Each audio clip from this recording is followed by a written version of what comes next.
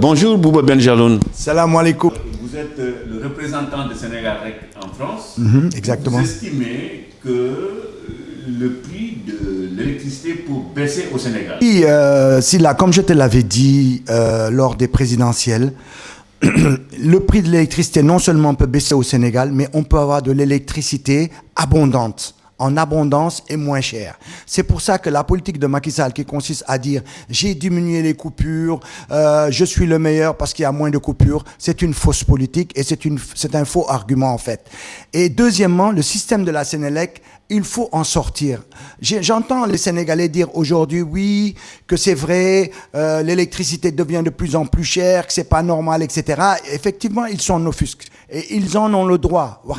C'est normal.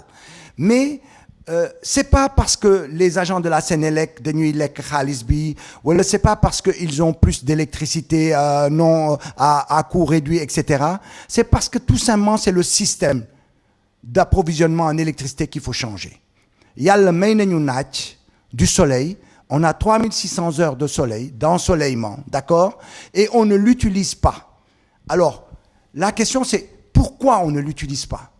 Parce que nous avons plusieurs centrales pour avoir de l'électricité, d'accord? Et la majorité de ces centrales, il n'y en a que 2 qui fonctionnent en solaire. Pourtant, le gouvernement parle de mix énergétique. Hein? Oui. Le mix énergétique, c'est quoi aujourd'hui? L'état du mix énergétique, c'est aujourd'hui sur les 1190 MWh, 1190 MWh la nuit def au Sénégal, d'accord? Il y a à peine entre 190 et 240 MW qui sont de l'ordre du solaire. Donc tu ne peux pas dire qu'il y a un mix qui est sérieux. Nous sommes parmi les pays les plus ensoleillés. Et sur les 200 ou 240 MWh l'État sénégalais l'achète à des personnes qui sont venues mettre leur photovoltaïque au Sénégal, Djaïnuko à peu près à 60 francs CFA le kilowattheure. L'État sénégalais nous qui sommes les utilisateurs, les particuliers ou les industriels, entre 110 et 130 francs CFA le kilowattheure. En clair, il y a Sénégal, énergie solaire, là, absolument. Ah bon? L'énergie solaire, je vais te le dire, carte bila le bugawon somme mune tel micro bi mo won loko. Gis nga carte bi gis nga fu rouge yep. Tu as vu tous les côtés rouges. Ce sont les pays qui sont les mieux placés pour def le ñuy wax thermodynamie solaire. C'est le Sénégal qui zone rouge bi la bok. Si jaune rouge bi la bok, centrale thermodynamie solaire. Xol len bu baax. Li dëkk yu nekk fi en rouge yep yalla daf len ko may pour que nous utilisions le soleil de façon très très rentable. Madame, c'est les pays les plus ensoleillés. Les plus ensoleillés et qui peuvent utiliser la technologie de la thermodynamie solaire de façon très très rentable. Alors, thermodynamie solaire, moi da ngay capter naaj bi, capter énergie bobu, nga tangal ben liquide mu nek ci bir sel, d'accord, des minerais de sel et autres. Liquide bobu tangay bi mu dem dugg ci ay turbine avec vapeur bi mu produire électricité. Légui pourquoi système bobu mo gën les photovoltaïques? C'est que système bobu bu amul naaj day continuer di fonctionner. Tandis que système photovoltaïque bu amatul naaj jeexna. Batterie lay utiliser, sous batterie jeexé amato courant. Ah, donc il faut préciser énergie solaire oui, mais vous donne système photovoltaïque. Non, photovoltaïque c'est pas mal, mais système solaire en thermodynamique moo gën parce que dafay fonctionner même sans soleil. C'est-à-dire que bu soleil bi couché mun na continuer di fonctionner. Gis nga ndox bu nga tàngal muy dem di def vapeur pour faire fonctionner turbine yi muy joxe courant. Loolu dafay fonctionner pendant 16 heures de temps bu soleil bi couché. Or nous le soleil se couche à peu près aux alentours de 18h, 19h, il se lève aux alentours de 5h du matin. Il ne se passe pas plus de 10 heures de temps. Donc nous, notre système, il est continu. Ça veut dire de façon continue, il y a un qui produire électricité, c'est d'où perte. Parce que donc, il est emmagasiné. Ouais, mais est-ce que tu penses qu'un pays qui peut faire quoi? Parce que vous, qui c'est Sénégal, mais de que il y en a 400 en Espagne, il y en a 800 aux États-Unis, il y en a 200 et quelques en Italie, il y en a 2 au Maroc, il y en a 1 au Rwanda, il y en a 2 en Afrique du Sud, etc., etc. C'est-à-dire de que ensoleillé yep nek ci tache bu rouge bi, Sénégal rek moy deuk bu dof bu ko defagul. D'accord? Mais ban moyen, je vais t'expliquer système bi.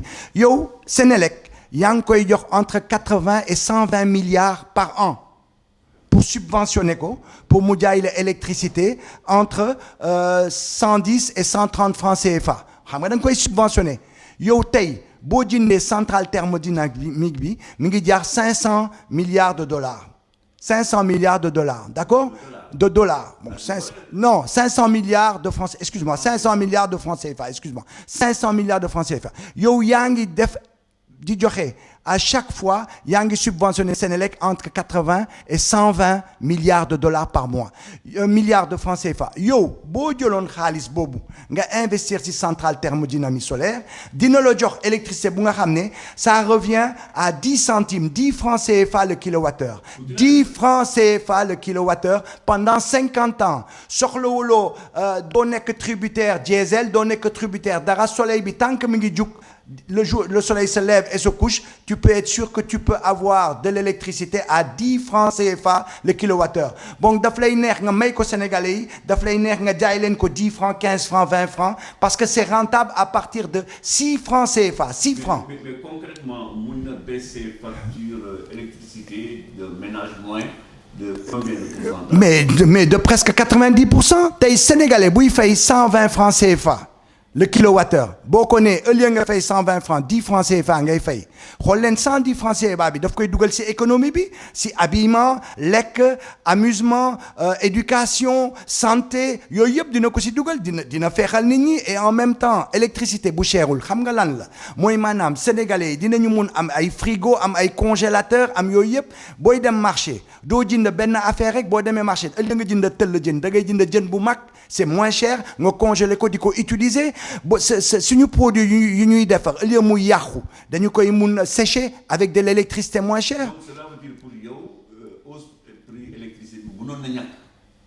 prix électricité bi dafa cher et en même temps dafay bloquer suñu production au plan local c'est-à-dire que tey suñu nee par exemple dañu bëgg a transformer suñu matières premières yi mënuñu ko parce que électricité dafa cher dama lay jox benn exemple boo jëlee oignon soble ñun dañuy jënd soble Hollande c'est ñun am nañu soble mais c'est que suñu soble dafay nëb ça pourrit parce que ce n'est pas séché pour sécher l'oignon il faut de l'énergie pour garder du poisson il faut de l'énergie dans des chambres frigorifiques pourquoi poisson bi cher c'est parce que le pêcheur dafay jënd ay baaru glace yu koy jar 30 wala 35 000 CFA pour garder le poisson ñëw jaay la ko pourquoi poisson bi cher parce que yow mënoo jënd poisson yu mag parce que doo xam foo koy teg da ngay jënd par tëll soo jëndee par tëll de poisson par petit bout de poisson par tranche de poisson ça revient plus cher donc imagine-toi bu ñu amoon électricité non seulement da ngay bay temps hivernage temps saison sèche yëpp ngay bay parce que di nga am énergie c'est la base de tout bu ñu amul énergie dëkk du développé loolu moom laa leen wax ñun dinañ ñu lebal yëpp dinañ jox xaalis dinañ jox yëpp mais kenn du ñu jox énergie parce que d'abord tubaab yi amuñu soleil donc du ñoom ñoo ñuy jàngal nu ñuy utiliser soleil c'est deuxièmement boo amee indépendance énergétique sa dëkk dafay développé wu sa dëkk mënul développer sans énergie loolu moo tax la problématique du prix de l'énergie en quantité ñu am ko c'est très important c'est pour ça que le gouvernement de Macky Sall moom laay wax toujours c'est pas parce que Macky Sall neexuma ni quoi que ce soit c'est que pour man boo raté le tournant énergétique ce bilan dafay mauvais gis nga boo demee passer bac même boo amee une très bonne note en gymnastique en gym nga am 18 sur 20 19 sur 20 soo raté les maths soo raté la philo soo raté les sciences doo am sa bac donc pour l'instant man Macky Sall amul baccalauréat am parce que les matières principales à savoir l'énergie dans un pays le développement énergétique daf ko raté loolu moo tax man j'insiste à dire centrale thermodynamique solaire bu kenn tiit c'est quelque chose de très simple da ngay capter soleil bi énergie boobu mu tàngal benn fluide. Sénégal am na xorom suffisamment de sel. mais ces produits additifs là c'est rien du tout c'est le système bi bu ñu koy monter dugal ko dans des canalisations mon cher parce que système boobu dafay capter l'énergie tàngal ndox bi ba mu am vapeur bi dem faire fonctionner ay turbine à vapeur bu lay jox électricité de façon continue dootul arrêter. Pourtant Sénélec am nañ ay ingénieurs yu xarañ. Pourquoi mënuñu mais nang leen jox question bi depuis le temps que j'en parle xam nga Matar l'actuel ministre Matar Cissé bu mu ñëwee fii si conférence bi on m'a interdit la conférence man ça fait 40 ans que je suis en France conférence yëpp dama fay dugg wax boobu temps dañ ma interdire ma dugg parce que bëggul woon jot sama question yi nit bu nga xam ne tu es le directeur de la Sénélec nga ñëw di def conférence en France nga interdire ma accès ne du ma poser question doo ma déglu doo jël sama question ñu interdire ma dugg ci salle bi mooy maanaam yow yaa war a jox réponse donc demal nga gis ko wala na ko sénégalais yi laaj pourquoi solution thermodynamique solaire les centrales solaires thermodynamiques lu tax Sénégal buggul jël choix boobu buggu ci dem parce que Sénégal am na plusieurs possibilités am na soleil am na éolien am na la partie hydraulique am na beaucoup de choses mais pourquoi duñu dem dans cette direction-là le Maroc mi ngi à sa deuxième centrale thermodynamique solaire mu ngi ko tuddee Nour 2 la centrale Nour 2 Nour en arabe veut dire lumière. D'accord les Zimbabwe am nañ si mais dëkk yëpp presque am nañ si donc nañ dem si internet dem leen si internet ngeen tapé centrale thermodynamique solaire yan dëkk africain ñoo ko am boo leen xoolee si tâche bii ma leen jox schéma bii. mais dama ko xamul c'est-à-dire loolu moo ma jaaxle c'est-à-dire man buñ ma nee benn yow lu ngay wax taxawul. ma déglu leen mais c'est que maa ngi wax benn affaire bu nga xam ne benn inventé wu ko ñëpp ko wax ñëpp ne aujourd'hui centrale thermodynamique solaire c'est l'avancée parce que d'abord énergie bu propre la au point de vue propreté amul benn additif bu nga xam ne day yàq l'atmosphère d'accord dëkk yëpp si d'accord nga koy utiliser et en plus yàlla daf ñu may naaj boobu mais aujourd'hui le gouvernement de Macky Sall ne veut pas faire ce virage ne veut pas aller dans cette direction. C'est pas parce que yow may fàttali ni si Pierre Goudiaby Atepa. Est-ce que loolu aussi mënul nekk obstacle dañuy ne idée bi opposition la jógee. waaw mais booy fonctionner si état man par exemple je suis dans l'opposition je suis aujourd'hui avec le mouvement Sénégal Rek on a proposé beaucoup de choses si campagne électorale bi mais aujourd'hui l'État su ma laajoon ma ñëw en tant que Sénégalais moi je suis un nationaliste je suis un républicain je veux que jeune mon pays avance suñu ma ooyee ma ñëw pour waxtaan ak ñoom sur cette technologie là nu ñu koy defee ñan la ñu war a contacter parce que on connaît nous les fabricants les gens qui savent le mettre en place ce sont les Espagnols ce sont les gens les plus capables aujourd'hui pour le mettre en place. Les gens qui ont le brevet, c'est la Norvège. Nous avons des Sénégalais qui travaillent en Norvège. Je suis en contact avec eux. Nous connaissons les Espagnols qui savent le mettre en place. L'étude, c'est 3 à 6 mois. La mise en place, c'est 6 mois. En 1 an, on a une centrale thermodynamique solaire. C'est mun nañu am capacité yu ñu neex. Alors, lu mu la bëggoon woon mooy ban façon la pour que ngeen gis ko. Par exemple, il y a plusieurs façons. Am na système bi comme un minaret.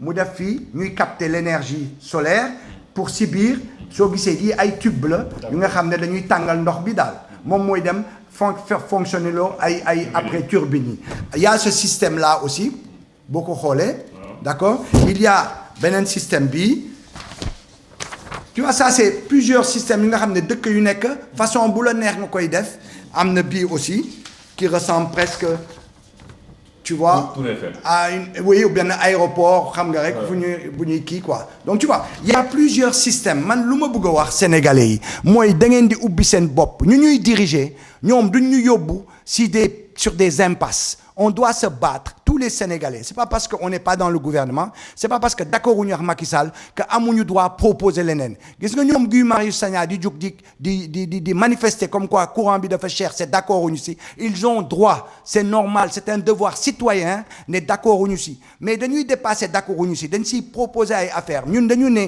Sénélec ce n'est pas viable benn société bu nga xam ne da nga koy jox 80 milliards ba 120 milliards par an pour que mu jaay la à 120 francs le kilowattheure wax jar na ma investir sur 500 milliards de francs CFA et puis jaay électricité bi à 10 francs CFA 10 francs CFA 10 centimes lay jaay le kilowattheure donc sénégalais yi ubbi leen seen bopp ubbi leen seen bët sénégalais yi ubbi leen seen bët ce gouvernement là mu ngi ñuy yóbbu dans une impasse au plan énergétique xamuñu lu ñuy def xamuñu tout sinon nañ ñu tontu lu tax ñuy continuer ci Sénélec ak benn électrique bu nga xam ne ci diesel lay fonctionner nga xam ne su essence bi su pétrole bi augmenté mu augmenté et en même temps ñu ñuy wax que ils sont en déficitaire c'est pourtant Mactar Cissé moo fi ñëwoon di ñu wax que aujourd'hui la Sénélec a 35 milliards de bénéfices ba ma koy wax c'est faux parce que su amee 35 milliards de bénéfices ñu lay subventionner entre 80 et 120 milliards c'est que bu boobaa yow tu as moins 70 milliards de déficit d'accord et que donc ce système-là